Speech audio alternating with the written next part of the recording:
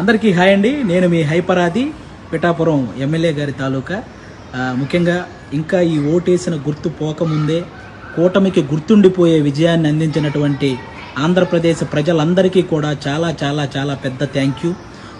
10 సంవత్సరాల నుంచి ఎన్నో అవమానాలు, ఎన్నో తిట్లు, ఎన్నో కష్టాలు ఇవన్నీ భరించి ఒక్కడే తన సొంత డబ్బుతో ఎవరి సహాయం లేకుండా ఒక పార్టీని నడిపించి ఏ పదవి లేకపోయినా సంపాదించిందంతా సహాయం చేసిన పవన్ కళ్యాణ్ గారి కష్టానికి ఈరోజు సరైన ఫలితం దక్కినందుకు, ముఖ్యంగా 70,000కు పైగా మెజారిటీతో ఆయన్ని గెలిపించిన పిఠాపురం ప్రజలకి, అలాగే ఆయన అనుకున్నట్టు కూటమిని ఈ స్థాయిలో నిలబెట్టిన ఆంధ్రప్రదేశ్ ప్రజలందరికీ కూడా థ్యాంక్ యూ సో మచ్ అండి.